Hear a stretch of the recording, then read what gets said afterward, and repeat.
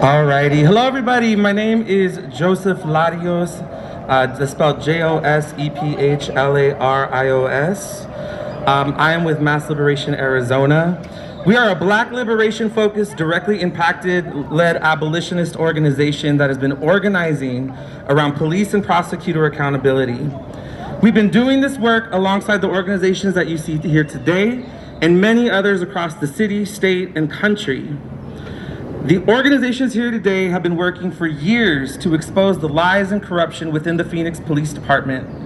It's the relentless work of these organizations and impacted communities that led to the 3-year-long Department of Justice investigation into the city of Phoenix and the Phoenix Police Department. Generations of organizers came before us, pushing for accountability for our families and our communities, fighting for those who have been brutalized and murdered by Phoenix PD. Today, we continue this work in their honor for those who have suffered at the hands of this city and its police department. Today, you'll hear from community organizations responding to Phoenix City Council who are still complicit in this infamous Phoenix cop cover-up, especially as we see the unanimous vote that we got today. Once again, they are wasting our time trying to convince Phoenix residents that they've been providing police oversight, when in reality, they've been the biggest enablers and funders of Phoenix PD's violence and harm. Phoenix City Council wants the public to believe that they are qualified to be self-assessing and self-correcting, but in truth, they've been covering up scandal after scandal, murder after murder, and case after case of corruption and targeted violence. The city and police department want you to believe that the DOJ report is a politically motivated exaggeration. But in reality, this report is one of the most worst of the DOJ history. When it comes to addressing police violence, we, the community, have no confidence in Mayor Kate Gallego, as well as this Phoenix City Council staff, and least of all, Phoenix Police Department. If the city were ever serious about addressing police violence, they would have done it so already. In today's meeting, Phoenix City Council tried to spin a false narrative, attempting to make the public believe they've improved police accountability and transparency since 2014. But we know better. This is just another attempt to rewrite history. Today, the Phoenix City Council offered empty suggestions for how to address the concerns raised by the DOJ report, giving the appearance they seek improvement, when in fact, they're working hard to circumvent the inevitable litigation that will come if they don't agree with the DOJ oversight. The city has also peddled a 3-party memo pledging to reform the police department, but reform is not enough. So I'm going to turn it over now to our organizations, starting with Shawana Chambers L, Justice for Jacob Harris, and the Phoenix 3 Coalition. I just want to start out by saying that laws need to change. Laws need to change. We need new people in these seats. We need people to get out and vote, vote, vote. That is the main way to let your voice be heard. Because the Phoenix Police Department are using the felony murder law to commit murders and charge our youth for their crimes. Second of all, I wanted to address all the millions and millions of dollars that they're planning on trying to give the Phoenix Police Department that they do not deserve. To me, it's like they're paying the Phoenix Police Department to be assassins and to put the charges on our Black and brown communities. We need that money to fund homelessness and mental health. Families that suffer from police brutality suffer from both of these things, mental health and homelessness. People do not see the behind story or the back story that these families suffer from that need to be addressed. We are asking today, we are demanding that police officers be held accountable for the crimes that they commit. Thank you, Shawana. Next, we have Elizabeth Venable, lead organizer with the Fund for Empowerment. So it's Elizabeth Venable, ELIZABETH, VENABLE, Fund for Empowerment. Okay, so as the lead organizer of Fund for Empowerment, we have been involved in litigation against the city of Phoenix, and I'm not necessarily looking to talk about the litigation today, but I want to talk is the process by which law enforcement can be held accountable. Law enforcement will never find itself accountable, and it will never structure itself away. It will never reform itself away. One of the things that we do at Fund for Empowerment is we encourage people who have lived experience of homelessness and being deliberately hurt by the Phoenix Police Department by having their property thrown away, or through criminalization or through brutalization. We encourage them to share their stories, and we found this to be incredibly effective, partially because of the shocking nature of the stories. I personally have talked to over 1,000 people on the streets of Phoenix who have experienced criminalization at the hands of the Phoenix Police Department, at least half of which had had their possessions thrown away. And I've heard stories about, for example, 6 people I have talked to lost their family's ashes, and 2 women in particular lost their baby's ashes out of that. And these are just scenarios that have not stopped since Fund for Empowerment won an injunction against the Phoenix Police Department telling it not to do certain things to people on the streets. The City of Phoenix and the Phoenix Police Department have deliberately maintained these practices, and it's only been through people sharing their stories over and over and over again of this police abuse that there has been some external accountability. And so I would offer that the police can't police themselves.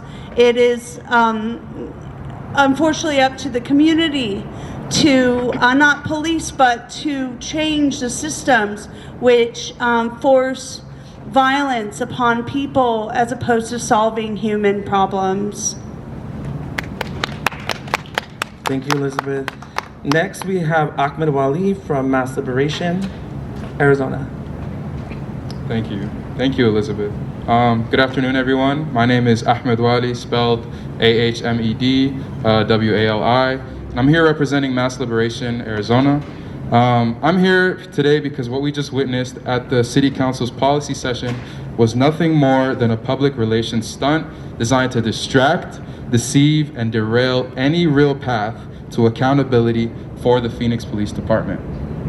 This meeting was a desperate attempt by city officials to sidestep the truth and to drown out the calls for accountability that are echoing across this city. This meeting was pure damage control. And let's be clear, the City Council's agenda today was not about solutions. It was about protecting the status quo, about protecting those in power, and about giving millions of dollars to the same police department that has done nothing but to brutalize, cage, and kill our communities. The City Council's talked in circles about so-called enhancements, whether it's collecting more data on stops, searches, and arrests, or creating new positions like an inspection sergeant. But let me ask, how do these enhancements stop the brutality? How do they stop the violence, the racism, and the corruption that we've seen time and time again from Phoenix PD? They don't. These proposals are nothing but smoke and mirrors, a distraction from the real issue, a police force that's been allowed to terrorize their communities with impunity. And we must not forget the context in which today's meeting took place. Today's meeting was in response to the Department of Justice's report, a report that validated what we, these organizations that you see here, the community, have been saying for years. Phoenix police are violent, racist, and corrupt. And now, instead of facing the truth, Mayor Kay Gallego and the City Council want to throw more money at the very institution that's creating this problem. This is nothing but another cover-up, and we see right through it. Let's talk about Mayor Gallego, actually. For the past 5 years, she has systematically, one, sabotaged community-led efforts to hold police accountable, like the Civilian Review Board, which she watered down into the powerless and utterly useless Office of Accountability and Transparency. Two, she's covered up Phoenix PD's corruption, including their political targeting of Black Lives Matter protesters in 2020 in collusion with the Maricopa County Attorney's Office, or the MCAO. And three, she's ignored the public's demand for systemic change at every turn. She has used her power not to uplift our people of Phoenix, but to silence us. And now we see the same old game being played again. Mayor Kay submitted a memo with Kevin Robinson, who's a career cop, and Keisha Hodge Washington, two newly elected Black council members, both of whom Kay endorsed during their campaigns. And make no mistake, this is Kay cashing in on those endorsements. We've seen the playback before with Jerry Williams and Milton Dehoney. The city uses Black faces to deliver the same tired, failed solutions.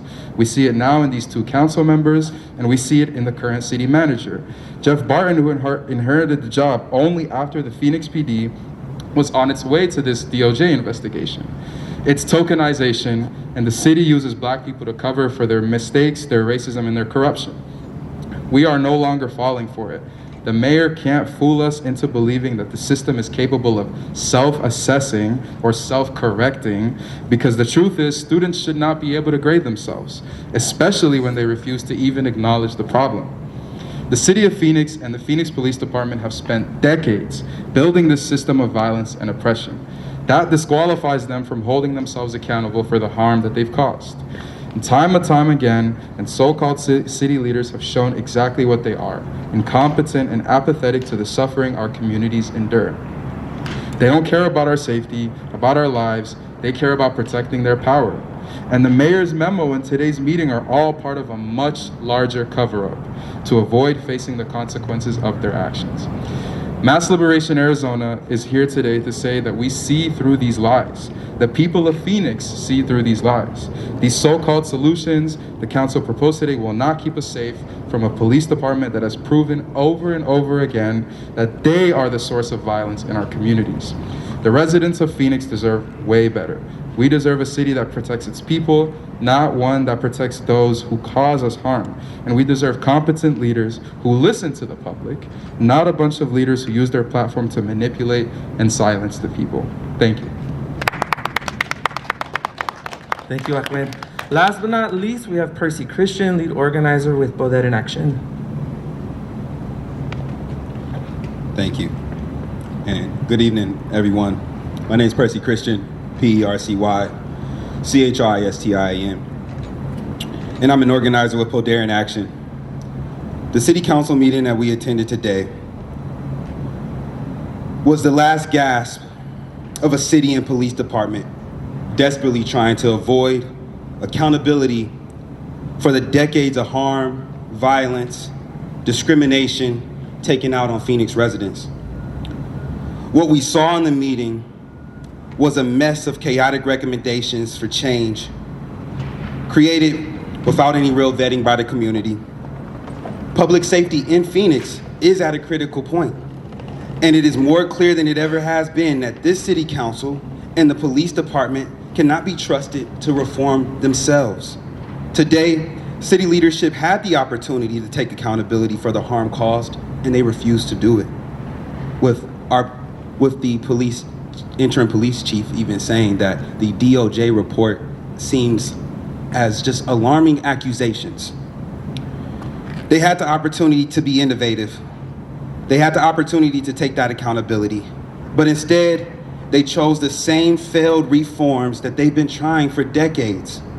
They could have invested in resources to reduce police involvement in key areas identified by the DOJ report, but they chose to spend $500,000 on more police to police themselves.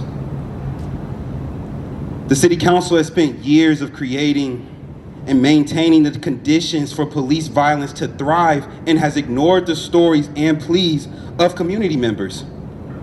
They've created committee after committee and commissioned numerous reports only to reject the findings when the police department and the police did not like the outcome. As community members, we should be extremely suspicious of the 90 recommendations for change mentioned today. They were created in 3 months. They were created behind closed doors. They were created without any community input, without any real vetting. And the only real reason why they would accept 90 changes is if it were to benefit them, not benefit the ones who are most impacted, our community. And that is not something that we should be trusting. These proposed recommendations and enhancements, such as creating new positions to supposedly collect data and oversee precincts, recommendations from the mayor's office, establishing hotlines that undercut the Office of Accountability and Transparency, and increased racial bias training, nothing more than mere Band-Aids covering bullet wounds. Continuing to craft new policies without any genuine input from the community will not deliver safety or justice that our community truly needs. If the council wants to get serious about safety and about the well-being of the Phoenix residents, they will do the following 4 things. They will end the police roles in services they are ill-equipped to handle. Mental health and homeless services are 2 key areas where the DOJ has highlighted the police are not equipped to take on these tasks. Over 1/3 of all misdemeanor arrests are that of unsheltered people. This is not a policy issue.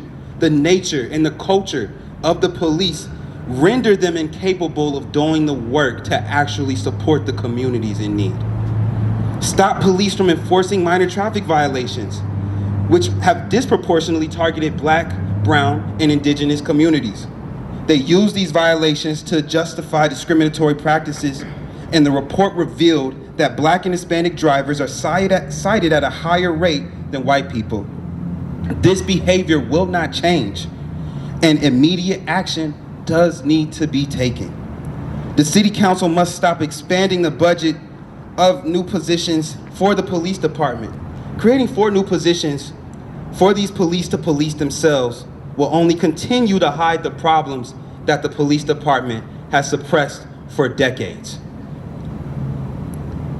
Invest in right to counsel, invest in affordable housing for all, and mental health services that don't involve people.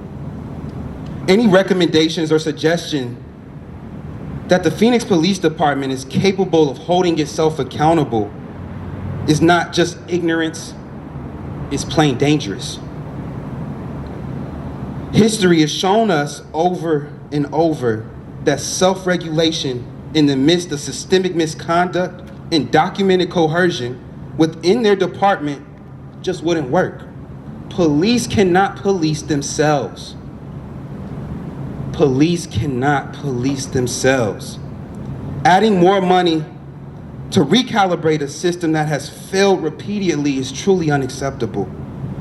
We deserve better, our communities deserve better, and the ones who are most impacted and their families deserve better. Thank you. Thank you, Percy. As Percy said, it is not a policy problem. It is the nature and culture of police and their enablers. And so we'll continue to hold Phoenix City Council and Mayor Kit Gallego accountable. We thank you for joining us tonight. I think there are a few folks who are down to take some interviews because it's quiet enough. But this will go ahead and end our press